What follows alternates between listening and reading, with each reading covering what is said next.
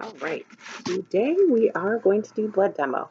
I'm going to make sure I get the camera here so you can see our supplies. You might not be able to see me as well, but that's what we're going to do, blood demo. So you're going to have a skills sheet, step-by-step, posted to Blackboard. You're also going to have a PDF document posted to Blackboard of the tags that are going to be on the comp blood bags. So these are what the comp blood bags are going to look like. This red mock blood will stain, so be cautious, be careful when you're handling it. These bags are only going to be used for comps. When you practice, you are going to be using some smaller bags, which I'm going to show you. And so on Blackboard, you're going to see a PDF version that you can print of these labels that are going to be on the comp. So this is the blood bag label, and this is the blood itself label. So you can see there it's going to tell you type, and then on here it will be labeled for your specific patient. This looks pretty similar to real life, thanks to our wonderful lab personnel for helping set that up. When you are doing practice for your comps, you will use just an unlabeled bag of blood, and you will have a PDF of those tags that you can print and practice going through. Okay? So before you get ready to do a blood transfusion in real life on your patients, you need to make sure, number one, that you have an order for a blood transfusion, that they've signed a consent and understand what they're doing, that they have a type and cross-match or a type and screen done, and that the blood bank has been notified. They need time to prepare the blood. It's not like you're just going to get it. If it's an emergency, then of course, then we give them our universal donor type blood, which you all know is O negative. We don't like to do that though, because we use that for circumstances where we don't have time to type and cross-match our patients. So if we have time to type and cross-match, we do that, and then we get them the appropriate type of blood. You also want to make sure that you go in and see your patient, you identify your patient, you talk with them about the fact they're going to get a blood transfusion. You ask them if they've had previous blood transfusions in the past. You ask them if they've ever had a reaction. You do a full assessment. You listen to lung sounds, you listen to belly sounds, you listen to heart sounds to see if they are having any cardiac issues. You listen, look at urine output. What is their volume like? You look at their skin, you look at their back, because if they get a rash, you need to know, and you gather a baseline set of vital signs. So when you pull your comp card, you're going to go to the MAR. There's going to be a MAR on your computer. These are going to be the same exact ones that you practice with. There's nothing funny here. All it says is administer 1 unit of PRBC, packed red blood cells. So you'll go, you'll look at your order, and then you'll go in and see your patient. So you'll go in and say, "Hi, Mr. Charles. I'm here to give you a blood transfusion today. I just want to do an assessment on you and gather some vital signs. Have you ever had a blood transfusion before?" They should have a blood band on. That means that they've had their type and cross-match done. You've looked in the chart. They have their consent sign. You know, are you feeling okay today? Do you have any pain anywhere? I'm going to listen to your lungs. I'm going to listen to your heart. I'm going to check urine output. I'm going to look at their skin to make sure they don't have any rashes. And then we do a full set of vital signs to make sure their vitals are okay, and really to make sure they don't have a fever. Fever is one of those things that can be a sign or symptom of reaction. So if they have a fever, we might need to notify the physician first and foremost before we give the blood transfusion. Once you've done all of those pieces, you are going to go to the lab and obtain then the blood product. So we'll have that set up. Your instructor will let you know kind of where to go and get it. So when you go and get then the blood, you'll come back to the patient's room with a second nurse. You'll wash your hands when you go in, of course, and then you're going to do some checking. Okay? So when you're handling this blood, you should have gloves on. It is a blood product, even though it's been treated in the lab, it still is considered a blood product. So I'm going to get a couple sets of gloves here, just so I can have them. And I'm going to wash my hands. When you bring this blood from the lab, it's going to be in a bag. So when you go to pull it out of the bag, that's when you should have your gloves on. The second nurse and you will do lots of checking. You're also going to scan your patient. So it's a MAR here. It's like an order. In real life, it's like a flow sheet more. But you will still do a lot of scanning to make sure you have the right patient. You have the right patient has a blood band on. Then you scan even on the bag. So when I say Mr. Edwards, can you tell us your name and date of birth? He's going to say, 7/22/1968. I'm going to get my cord unstuck. You're going to click in the MAR box up by the patient's name, and you're going to scan his band. Okay? So I've identified my patient. He tells you his name, date of birth. Okay? You also then have a blood bank ID. In real life practice, you would scan that as well. There's many things built into the flow sheet that you scan. Then when you're ready, kind of like checking your meds, you're going to go ahead and scan the blood bag as well. So when you and the nurse are going to check, you're going to check a couple of things. You're going to check the bag to the tag, and then you're going to check this to the patient. So there's a couple rounds of checking. So at first you can have like the second nurse, your instructor, hold the blood bag and you hold the tag, and you're going to check that you have the right type of blood, the right unit number, the expiration date. You look at the blood to make sure that there's no clots in it, there's no particles in it, that it looks nice, doesn't look like there's anything abnormal in it. This tag really just tells you things about the blood. Doesn't have any patient information on the actual blood tag itself, or the blood bag itself. The tag then has all of the unit numbers plus the patient. So you're virtually checking blood info to blood info on the tag. Then you're going to check the tag, patient information, name, date of birth, medical record number, blood bank ID, to the two bands that the patient has on. So one person holds one of these and you check, and one person then holds this tag, and one person checks at the patient. Okay? Once you've made sure that all of that is correct, you're really trying to prevent them from being a mismatch error, right? We talked about hemolytic blood transfusion errors and how that can be really deadly or really bad for a patient who's already anemic. Now we want to actually get started with working on our IV pump. So I'm just going to move the camera a little bit so you can see my pump a little bit better. So you will ultimately need blood. I'm just going to use this little practice one because that's what you're going to practice with. But in your pump, you're going to, actually use this bag. You're going to pull this off and you're going to spike it.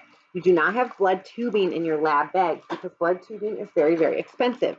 So this will need to be reused. You will find this already hanging to practice with. You're going to need to empty it and kind of deal with using it over and over and over again. Katie is in the lab, and so we need to be conscientious of kind of cleaning up after her as well. So if you're practicing, you have a red bag that has blood in it, don't just drain it, put the spike back in it when you're done. The tubing, that will more need to be kind of drained and dealt with. So just try to be cognizant of that. We're not making messes on the beds and all of those types of things. This is considered a Y tubing, so it's going to go in the pump still, but there's two ports at the top. So the first thing you want to do is clamp this tubing. There's these little clamps here. Then there's a normal roller clamp down here. So you're going to clamp all of them. There's 3 clamps then that you're going to clamp. And the very first thing we're going to do is we are going to prime this entire infusion set with normal saline. You all know, since I already taught you in class, that you can only give a blood transfusion with normal saline. When you're practicing, try to save all of the tubing components so that you can put them back on for the next person. So I took the end off, I'm making sure it doesn't contaminate anything, and I'm working it into this normal saline bag. I got my muscles on today, so it's all good. Hang it up on my pump here. I'm going to open the clamp for the saline. Nothing's going to happen yet because my roller clamp down below is still clamped. Okay? Now I can squeeze into this chamber. Sorry about that. To get some saline into this chamber here. There's a filter in it. That's why this is special blood tubing, because heaven forbid there does become a clot, this tubing will catch it and any particles.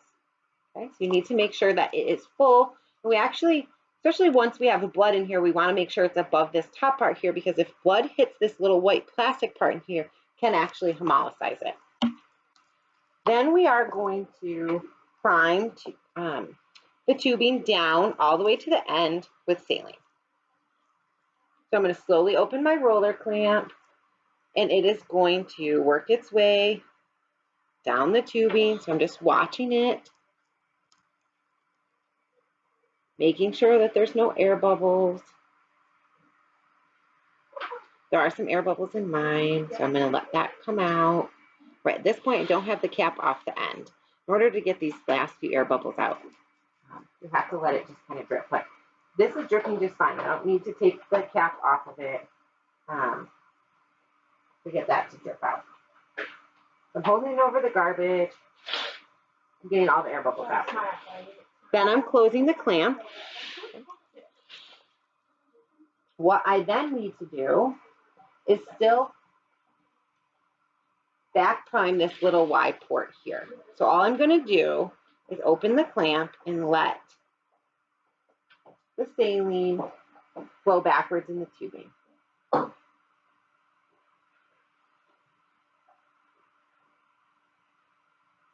And I'm going to clamp it. So I have my tubing all primed and set to go. It looks good.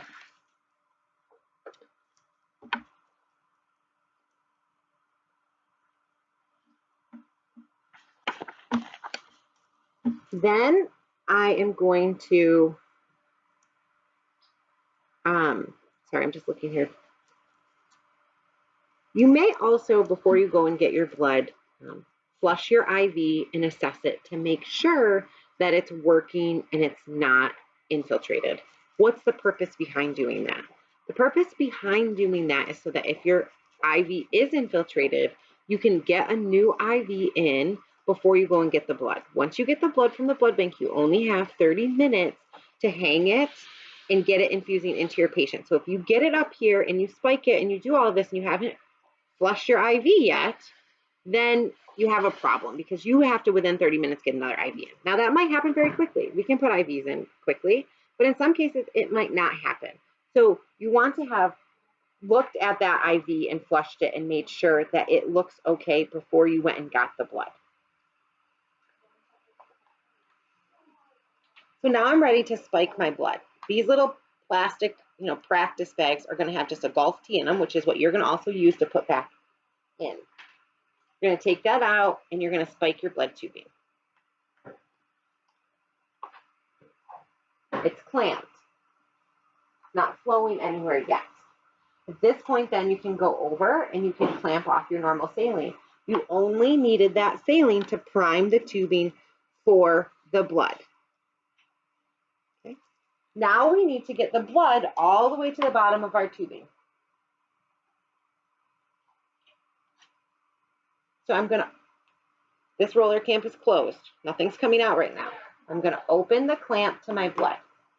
And now I'm going to open it and slowly let the blood flow down. Of course, I have this over the garbage because what's dripping out is saline as the blood starts to work its way down the tubing. So you can see it up there, right? It's going to take a little bit of time.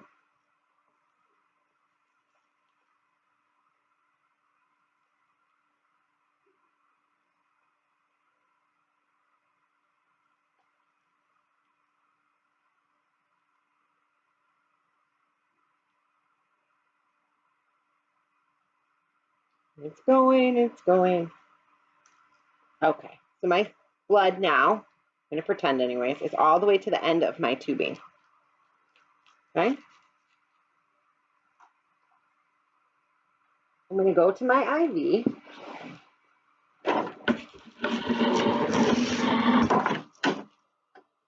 And I am going to, if I already flushed it, I don't need to flush it again.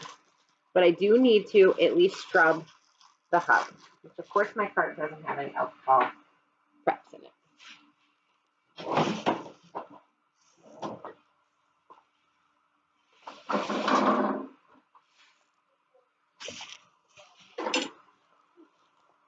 Okay,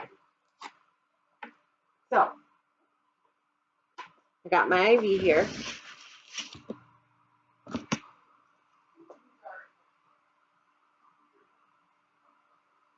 I scrub my head for 15 seconds, of course.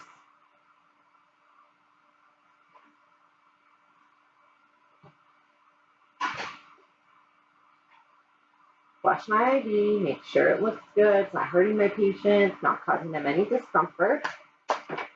I'm ready to hook up my blood transfusion. I'm going to scrub that hub again, 15 seconds. And now I'm going to hook up the blood tubing.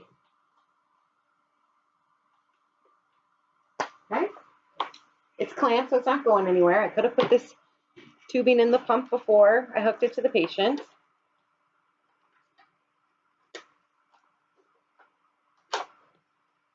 It's there. I have my blood. I have it infused all the way to the bottom.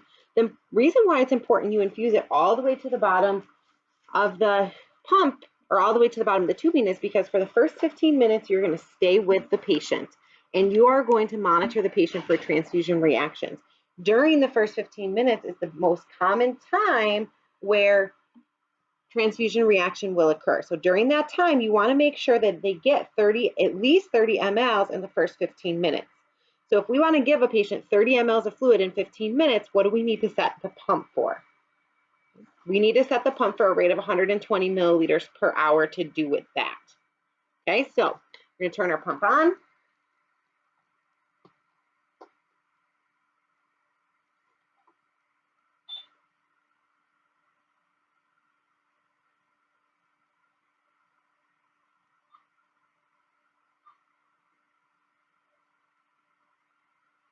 Channel select.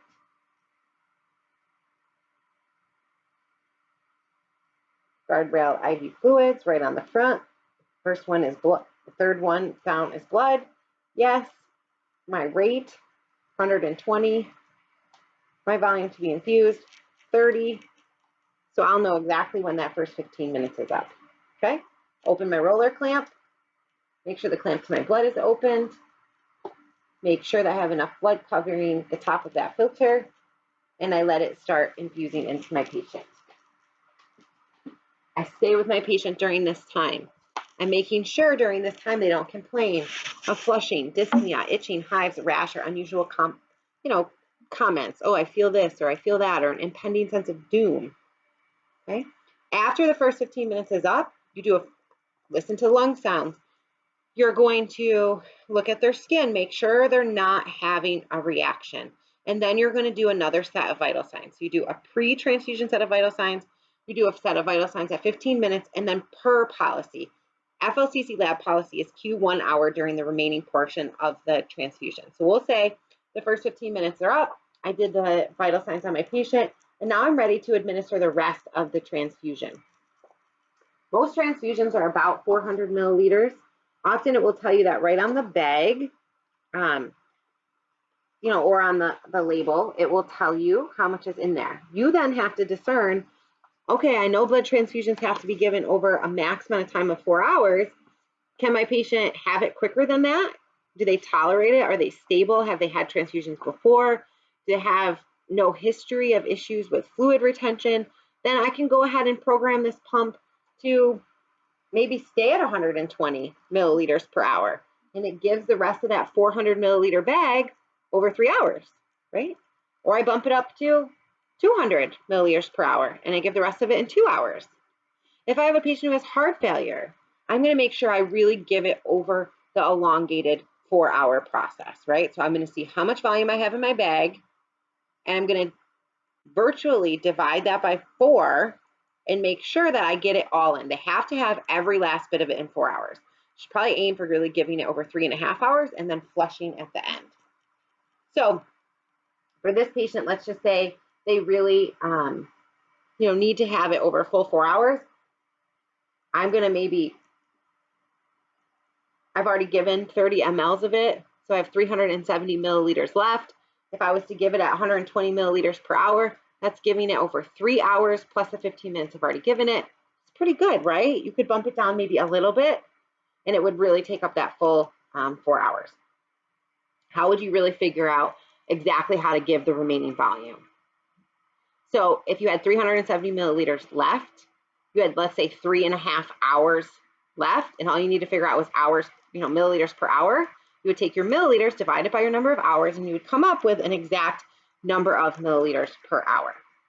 So I'm just going to leave that rate there, and then I'm going to come back in an hour and check vital signs and check on my patient. Of course, you're stopping by a little bit more frequently during that first hour just to make sure they're not having a transfusion reaction. When the transfusion is complete, so it beeps, the blood is all gone in this bag. You still likely will have blood in the tubing, so you'll need to maybe keep it at this rate for another 15 minutes to flush through all of the remaining blood that's in the tubing. You want the patient to get all of the blood product, okay? You'll also then get one final set of vital signs. You will do one final assessment on your patient and document all of those items. Okay, so lots of checking, lots of vital signs, and lots of remembering, like, how quickly can we give these. So we're done. Of course, we're just going to pause. We're going to turn our channel off. It's going to turn the whole thing off.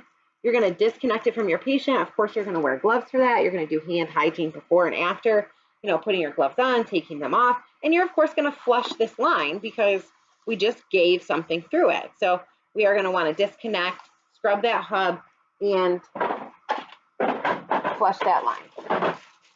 Again, making sure that that IV site looks good. You don't need to red cap this line in real practice because you're going to get rid of it. The only time you wouldn't is that lines are only good for 4 hours. So if you were giving many transfusions back to back to back, you could use the same line for up to 4 hours. Okay, so I'm just flushing. IV looks good. That's it.